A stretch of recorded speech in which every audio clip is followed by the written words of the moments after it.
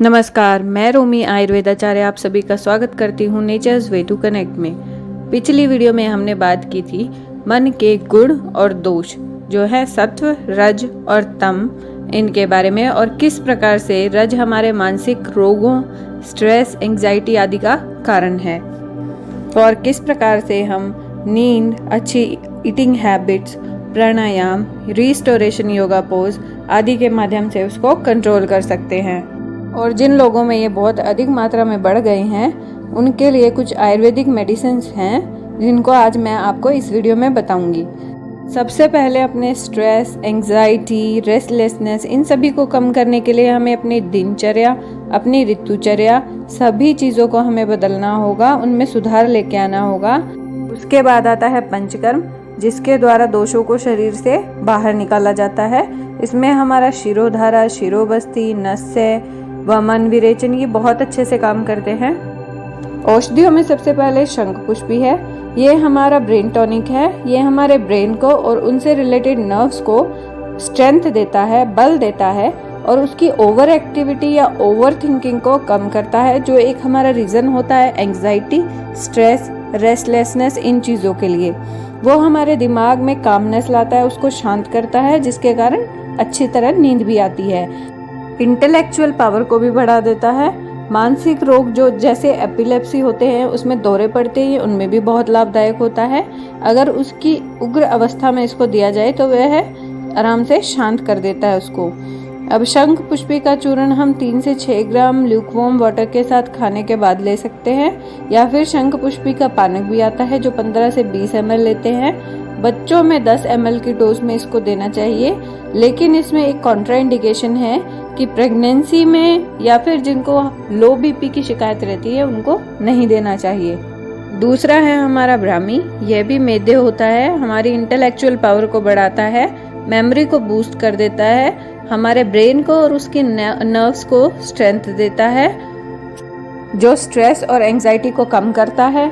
इसके अलग अलग योग आते हैं, जैसे ब्राह्मी वटी, वो 250 से 500 mg शहद के साथ लेना चाहिए। दूसरा है ब्राह्मी घृत, वो भी 10 से 20 ml की मात्रा में गर्म पानी के साथ लेना चाहिए, या फिर ब्राह्मी स्वरस भी ले सकते हैं 10 से 20 ml की मात्रा में। तीसरा आता है हमारा अश्वगंधा। ये भी हमारा ब्रेन टॉनिक है, हमारी नर्व्स को स्ट्रेंथ देता है, स्ट्रेस को रिलीव करता है, नींद लेकर आता है, एंजाइटी को कम करता है। ये एक इम्यूनिटी बूस्टर भी है जो हमारी बॉडी को स्ट्रेंथ देता है। इसको आप चूर्ण के रूप में ले सकते हैं 3 से 6 ग्राम गुनगुने पानी के साथ या फिर रात को दूध के साथ। ये भी बहुत अच्छा काम करेगा स्ट्रेस को, एंजाइटी को या मानसिक रोगों को कम करने में। इसके बाद अगली औषधि है हमारी वचा।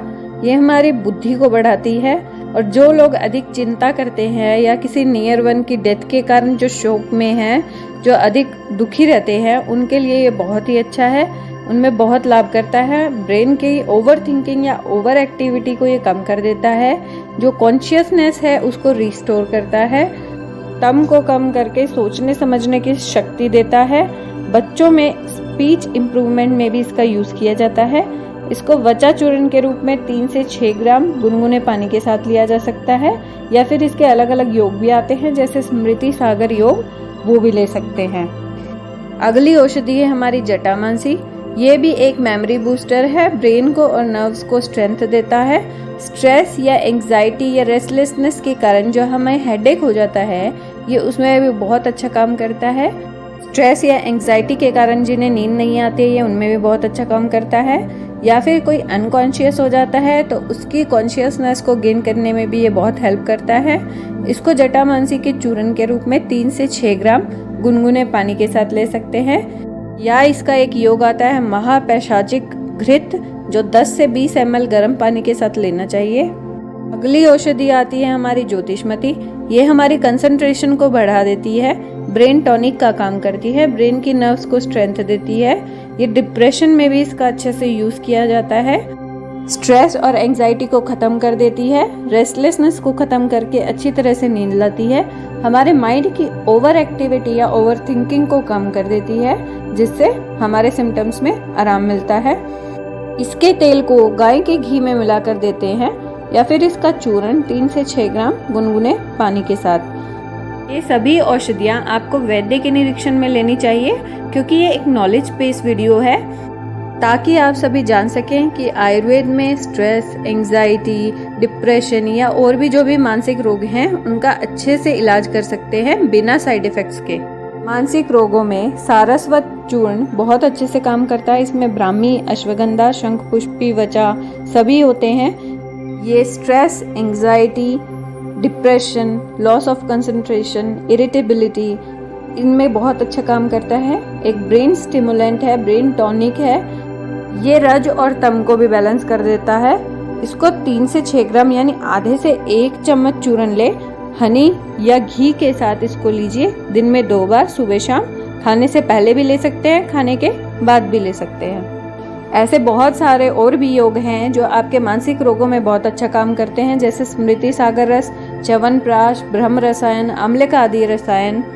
आयुर्वेद औषधियों का खजाना है जो आपको इस भागदौड़ की जिंदगी में स्वस्थ बनाए रखेगा हर तरीके से। तो फॉलो करते रहिए, आयुर्वेद को अपनाइए। नमस्कार।